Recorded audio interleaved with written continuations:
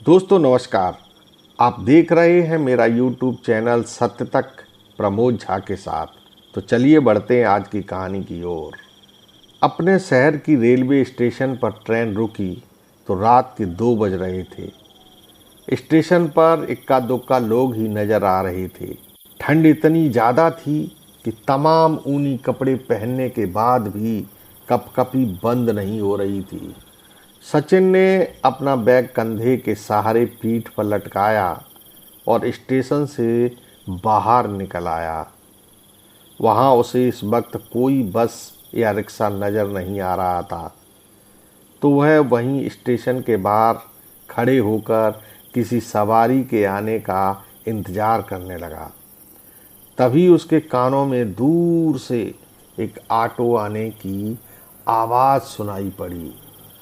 कुछ ही देर में एक ऑटो सचिन के पास आकर रुका और बोला, किधर जाना है बाबूजी? आओ मैं आपको छोड़ देता हूँ। सचिन को पास ही जाना था। वहाँ तक के लिए ऑटो वाले ने 200 रुपये मांग लिए, जबकि दिन में वहाँ तक के केवल 20 रुपये ही लगते थे। सचिन ने जाने से मना कर दिया और ऑटो वाला भी आगे बढ़ गया।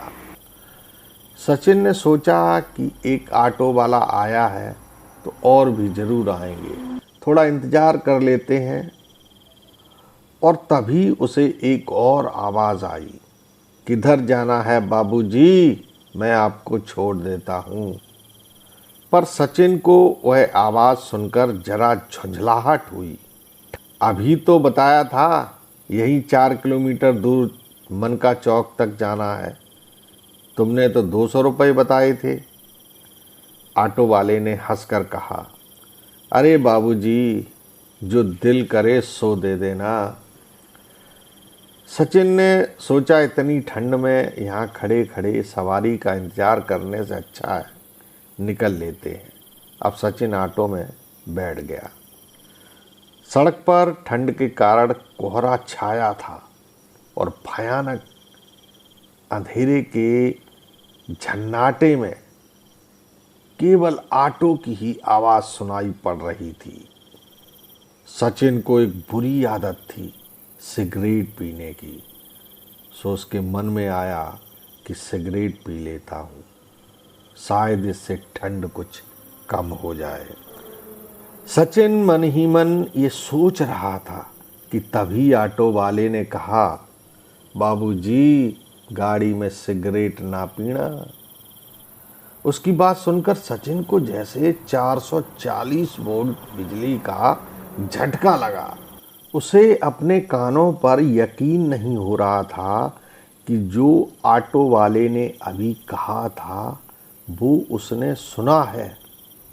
उसने हड़बड़ा कर उस ऑटो वाले से पूछा, तुम्हें कैसे पता चला कि मैं सिगरेट पीने वाला हूँ? अरे बाबूजी, सर्दी बहुत है ना, तो सिगरेट पीना तो नॉर्मल बात है। अब सचिन ने सिगरेट नहीं जलाई। उसने अपनी टोपी उतारी और अपना चेहरा शीशे में देखने के लिए किया, पर उसे वहाँ जो दिखा वो होश उड़ाने के लिए काफ़ी था, क्योंकि शीशे में उसे सब कुछ दिखाई दे रहा था सिवाय खुद के। उसने अपना चेहरा इधर उधर घुमाया, हाथ भी हिलाया, पर शीशे पर कोई फर्क नहीं पड़ा। इससे पहले कि सचिन कुछ कह पाता, तभी एक झटके के साथ चीख की आवाज़ करते हुए ऑटो रुक गया।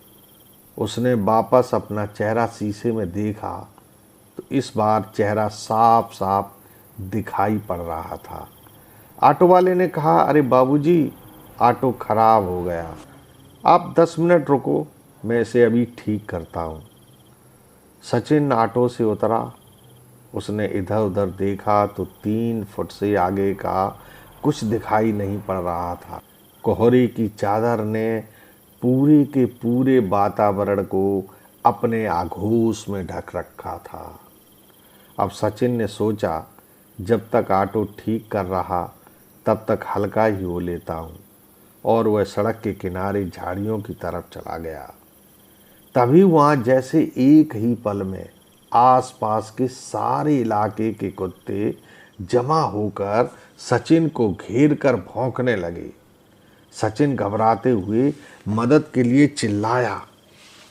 इसी बीच उससे उन कुत्तों के भौंकने की आवाज़ के साथ ही एक और आवाज़ सुनाई पड़ी। अब धीरे धीरे कुत्ते उसके करीब आते जा रहे थे। सचिन को अब डर लगने लगा था। उसकी समझ में नहीं आ रहा था कि क्या करे क्या न करे। पर जब उसकी आँख खुली तो देखा वह एक कमरे में कोने पर पड़े बेड पर लेटा पड़ा था। उसके पूरे बदन में दर्द था और उसके घुटनों तक पैरों में पट्टियां बंधी हुई थीं। उसके कराहने के साथ ही उसे एक आवाज़ और सुनाई पड़ी, उस ऑटो वाले की। ऑटो वाले ने बताया कि जब मैंने देखा कि तुम्हें उन दर्जनों कुत्तों ने घेर रखा है तो मैं समझ गया कि मैं अकेला तुम्हें इन कुत्तों से पीछा नहीं छुड़ा सकता।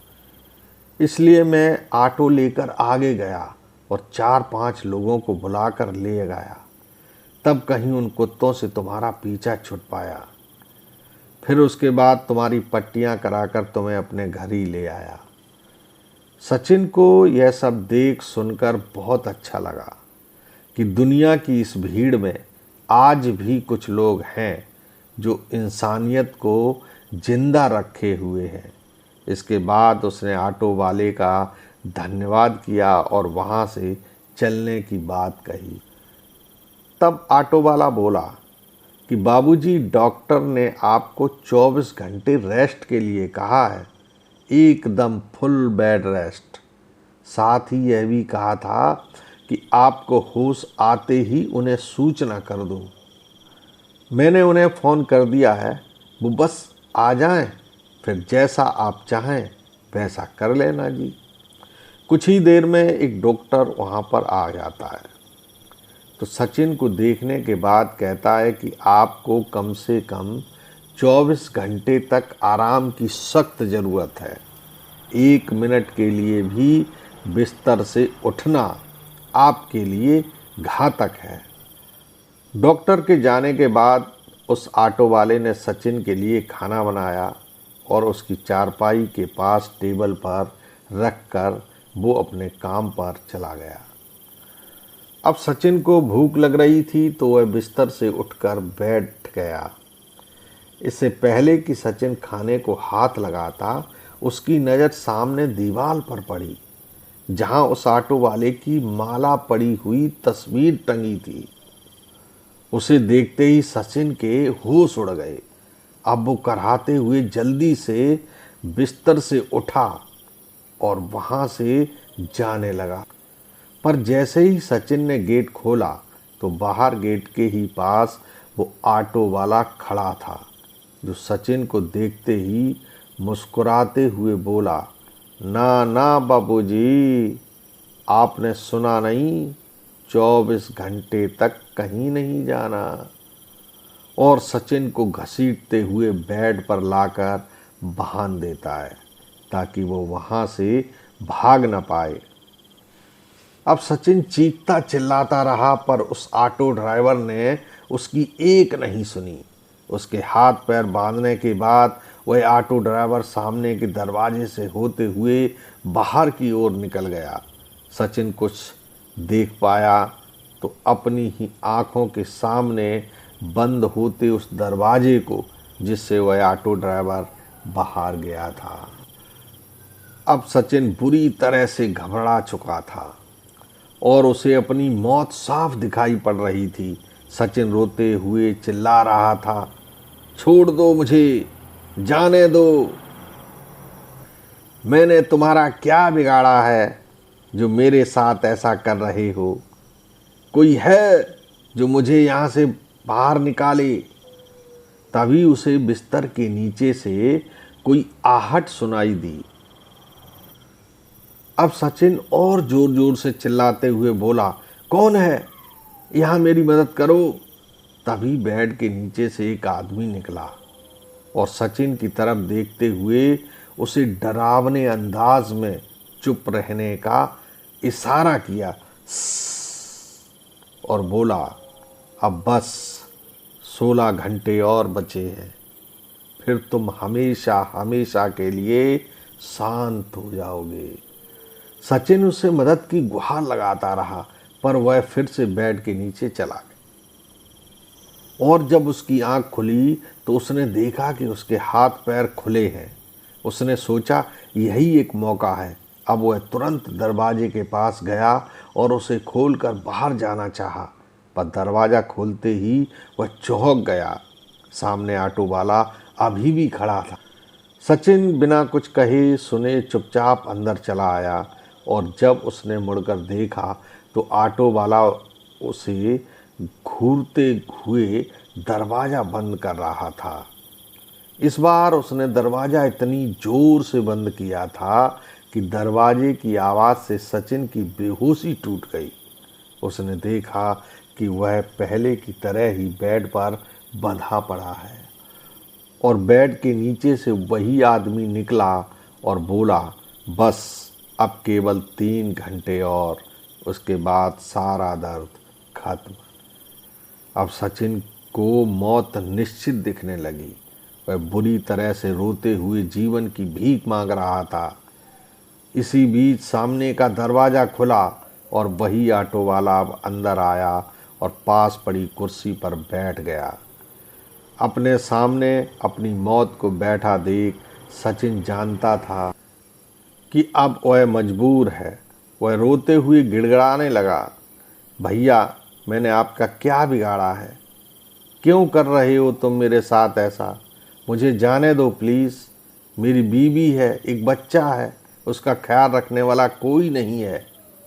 तभी वह ऑटो वाला बोला, मैंने भी किसी का क्या बिगाड़ा था, क्या नुकसान किया था? मेरी तो उस दिन कोई गलती भी नहीं थी, फिर भी भीड़ ने मारते मारते मुझे मार ही डाला था ना। तू भी तो था उस भीड़ में। उस दिन तो तू बड़े गुस्से में उफर रहा था। आज गुस्सा ना आ रहा मुझ पे? सब मरेंगे, एक एक करके सब मरेंगे। सचिन बिस्तर से बंधा हुआ था। दर्द और डर से वह कांप रहा था। तभी उसने महसूस किया कि उसकी कलाई के पास किसी गर्म हाथ ने छुआ है। इससे पहले वह कुछ समझ पाता, अगले ही पल एक चाकू से उसकी कलाई की नस खच्चाक से काट दी। उसकी कलाई से जोर से एक खून का फव्वारा निकला। वह इतनी जोर से चीखा कि किसी के भी कान सुन्न पड़ जाए, पर उसकी आवाज़ सुनने वाला वहाँ कोई नहीं था। इसी बीच सचिन की दूसरी कलाई भी काट दी गई। अब सचिन बेड पर बेबस पड़ा अपनी दोनों कलाइयों से बहते हुए खून को देख रहा था, जो अब धीरे धीरे धीमा पड़ता जा रहा था। तभी सचिन को अपने बेड के नीचे से वही आवाज़ फिर सुनाई पड़ी, बस अब 10 मिनट और, इसके बाद सब दर्द खत्म। तभी सचिन ने अपने हाथ की कलाई को हिलाने की कोशिश की तो उसे महसूस हुआ कि अब उसके हाथ बंधे नहीं हैं। ऐसा लगा किसी लाश में जैसे जान आ गई हो। वह जल्दी से उठा और उस दरवाजे के पास जाकर उसने दरवाज़ा खोला तो देखा कि बाहर वही गहरी अंधेरी घने कोहरे भरी रात है, पर वह ऑटो वाला गेट पर नहीं है। वह अपनी पूरी ताकत के साथ वहाँ से भागा। कुछ दूर भागने के बाद उसे वही ऑटो की आवाज़ सुनाई पड़ी, जो धीरे धीरे उसके पास आती जा रही थी। अब वो ऑटो उसके पास आकर धीमा हो गया और उसके साथ साथ चलने लगा। उसने देखा ऑटो की पिछली सीट पर वही बेड के नीचे से निकलने वाला आदमी और वह डॉक्टर बैठा था। तभी ऑटो वाला बोला, कहीं छोड़ दूं बाबूजी? अब सचिन अपनी पूरी ताकत से ऑटो को पीछे छोड़कर भागते हुए आगे निकल गया। इसके बाद वही ऑटो वाला पीछे से तेज गति से आया और सचिन को टक्कर मारकर ऊपर से गुजर गया। दोस्तों, आज की कहानी में बस इतना ही। हम सभी जानते हैं कि भीड़ का कोई नाम नहीं होता, पर उस भीड़ का हिस्सा कभी नहीं बनना चाहिए जो किसी कमज़ोर के विरुद्ध उमड़ रही हो।